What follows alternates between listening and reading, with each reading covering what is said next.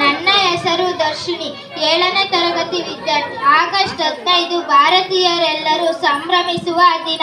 ಭಾರತ ಮಾತೆಯ ಬ್ರಿಟಿಷರ ದಾಸ್ಯದಿಂದ ಬಿಡುಗಡೆ ಹೊಂದಿದ ದಿನ.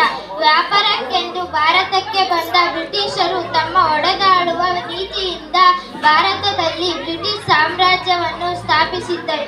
ಭಾರತದ ಅಪಾರ ಸಂಪತ್ತನ್ನು ಲೂಟಿ ಮಾಡಿದ ಕೆಂಪು ಮೂತಿಯ ಕೋತಿಗಳನ್ನು ಮಹಾತ್ಮ ಗಾಂಧಿಯವರು ಅಹಿಂಸಾ ತತ್ವದ ಮೂಲಕ ಭಾರತದಿಂದ ಹೊರಹಾಕಿ ಸ್ವಾತಂತ್ರ್ಯವನ್ನು ಆಗಸ್ಟ್ 15, 1947 ಪಡೆದುಕೊಂಡವು. ವಂಗಭಂಗ ಚಳುವಳಿ, ದಂಡಿ ಸತ್ಯಾಗ್ರಹ ಮತ್ತು ಅಸಹಕಾರ ಚಳುವಳಿಯ ಮೂಲಕ ಬಂದಂತಹ ಸ್ವಾತಂತ್ರ್ಯವನ್ನು ಉಳಿಸಿಕೊಂಡು ಹೋಗುವಂತಹ ಮನೋಭಾವ ಬೆಳೆಸಿಕೊಳ್ಳಬೇಕು. ಭಾರತೀಯರ ಮನಸ್ಸಿನಲ್ಲಿ ರಾಷ್ಟ್ರಪ್ರೇಮವನ್ನು ಬೆಳೆಸಿಕೊಂಡು ಭ್ರಾತೃತ್ವ ಭಾವನೆಯಿಂದ ಸರ್ವಧರ್ಮ ಸಮನ್ವಯತೆಯಿಂದ ಎಲ್ಲರನ್ನೂ ವಿಶ್ವಾಸಕ್ಕೆ ತೆಗೆದುಕೊಂಡು ಹೋಗಬೇಕಾದ ಅನಿವಾರ್ಯತೆ ಇದೆ. ಯಾರಿಗೆ ಬಂತು, ಎಲ್ಲಿಗೆ ಬಂತು 47ರ ಸ್ವಾತಂತ್ರ್ಯ?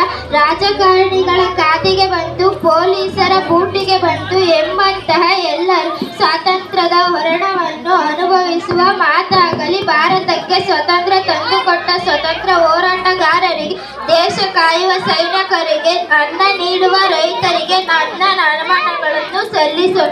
ಜೈ ಭಾರತ್ ಮಾತಾ ಕಿ ಜೈ.